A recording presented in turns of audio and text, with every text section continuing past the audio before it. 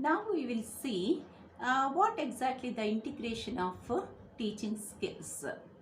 That is, we can name it as link practice. Link practice. When mastery has been attained in various skills, the teacher trainee is allowed to teach the skills together. That means if the teacher trainee practices 5 skills and after the completion of this practice, then they will be given opportunity to make use of all the 5 skills together in their presentation or in their performance. This separate training program to integrate various isolated skills is known as link practice. So when they are going to make use of all the skills together, that is called as link practice. And here it helps the teacher trainee to transfer effectively all the skills learnt in the micro teaching sessions.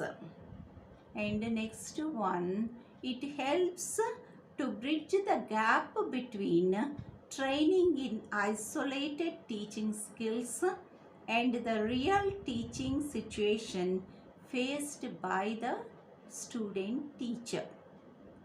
And next one is desirable number of pupils are 15 to 20.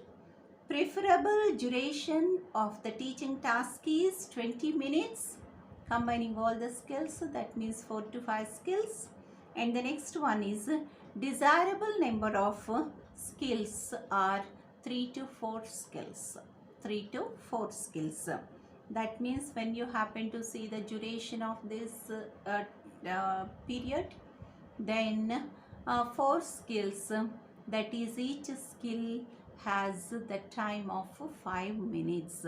That means if we calculate that in that way. So that is about link practice.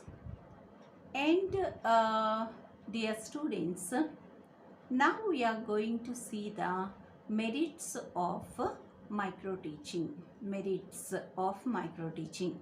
Advantages of micro teaching.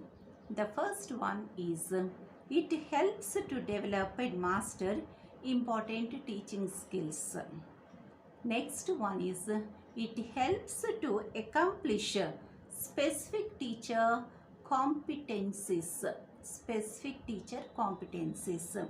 And the next one is it caters the need of individual differences in the teacher training.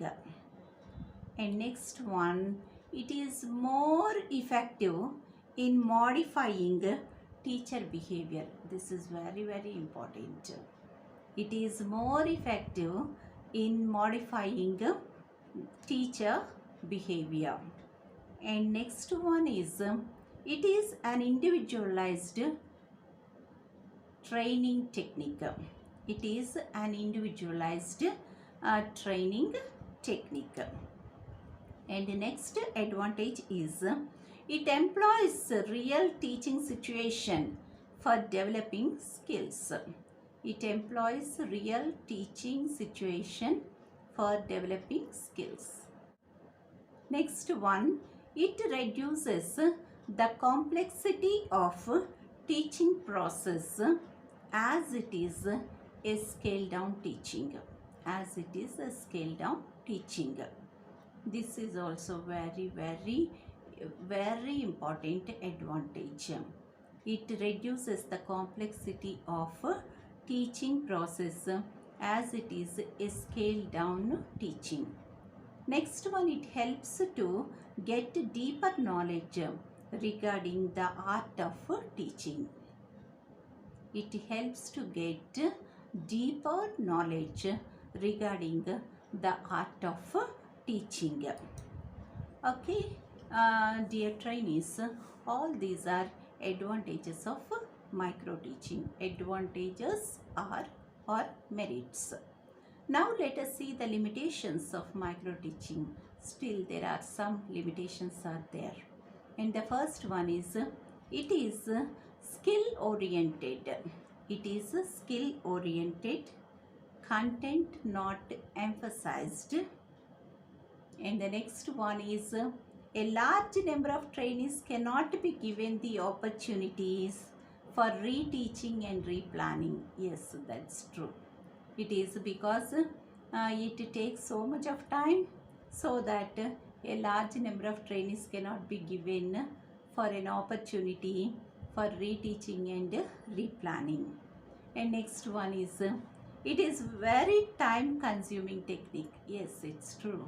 It is time consuming because everyone is coming and performing all the skills or one skill and then feedback and again planning and all this, the whole cycle goes on, no?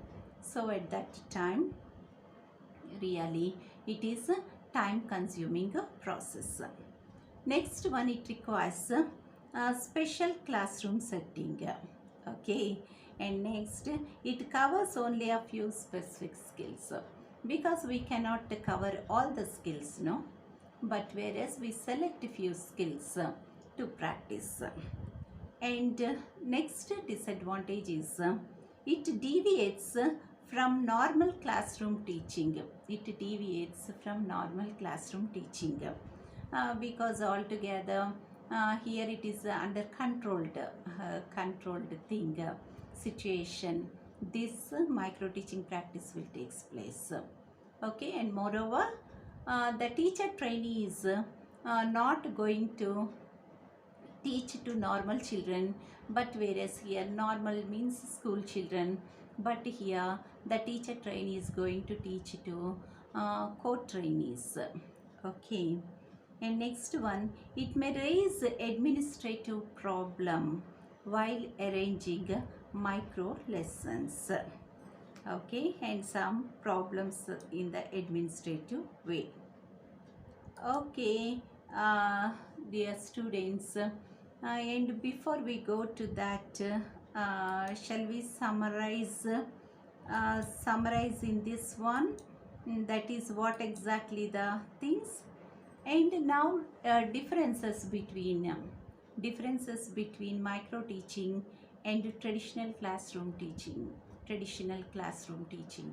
And the first one is teaching is relatively simple in micro teaching, but whereas in traditional classroom teaching it is a complex activity,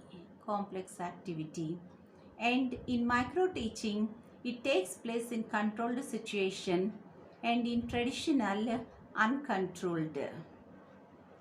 Next one, it takes up one skill at a time in micro teaching, but whereas in traditional classroom teaching several skills we use throughout our teaching process. And next one, less number of students will be there in micro teaching, and in traditional classroom more number of children will be there, students will be there. And the time, teaching time is 5 to 10 minutes in micro teaching, and here in traditional classroom teaching is 40 to 50 minutes or 40 to 45 minutes. And here under micro teaching, student teacher provided immediate feedback, but whereas in traditional classroom teaching no immediate feedback is possible. And the next one is under micro teaching, provision for reteaching. There is a provision for opportunity for reteaching, but whereas in traditional classroom teaching it's not possible. No, we can say no. Okay, and next one, in micro teaching students gains confidence in teaching, but whereas here in traditional classroom teaching tense and scared. That means here they feel very much tensed and scared. Okay, my dear trainees, here I'll stop with this particular thing. Now you could understand what is micro teaching and what are the different phases of micro teaching, and also the advantages and disadvantages of micro teaching, and also the differences between micro teaching and the traditional classroom teaching. Okay, traditional classroom teaching. Okay, I'll stop here. I'll continue another topic in next video. Till then, bye. Bye bye.